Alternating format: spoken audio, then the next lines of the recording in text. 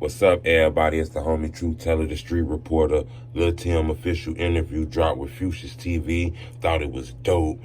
Shout out the homie over there at Fuchsia's. Think he doing a good job. I thought Lil Tim interview had a few points in it I kind of want to speak on because people was asking me, Truth, what you thought about the interview?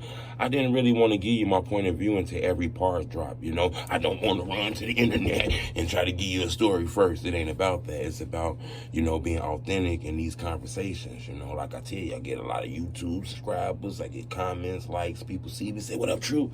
So I got to reward them by being honest in these conversations and these blogs. I watched it. It was things in the interview that we found out for the first time. Not sure if Tim realized a lot of people watching this interview, you know, a lot of people putting two and two together, acting like they Matlock and shit. So I watched it. First off, we were under the impression that Tim was shot like 4 times or something like that. Some people thought he was shot once. To find out that he was shot 2 times. To officially hear it out of his mouth, we thought that was kind of like new to the culture. We didn't really know that, you know. Then another thing is we didn't know that it was a big time gun shootout, police shooting, they still was able to get away. You know, we didn't know that Tim was the driver, that he shot himself, that he got shot, and he was able to drive himself to the hospital. You know, we did see video of Tim bleeding going in the hospital with Quando Rondo on live and shit like that. But, you know, that's the first time that I figured out that Tim actually drove himself there.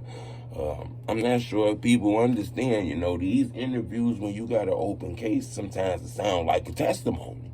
So you got to be careful in these things. I thought it was dope. I think Tim was smart enough not to speak too much. You know, I think he understands that a case is coming. That was one of the first times we got a chance to feel his temperament, his voice, you know, kind of feel his attitude and shit like that. I think Tim understands that he needs to humanize himself because a lot of people got him as a reaper and shit like that. I do think, you know, interviews like this could be harmful and helpful. It could be harmful because, you know, too much information will fuck it up when you're trying to defend yourself. You putting too much out, you can't backtrack from it because you see it, shit like that. But then again, you know, Tim was painted as like just a straight gunslinger, killer, don't give a fuck about nobody. And I think these interviews kind of humanize him some. You know, I ain't got too much I can give you because I got to watch everything first before I give you my full point of view on this shit, you know. We're going to be honest in these conversations. But subscribe to my YouTube channel. I might drop a blog later on depending on how many, you know, of those videos drop or whatever. But we got a lot of content dropping today.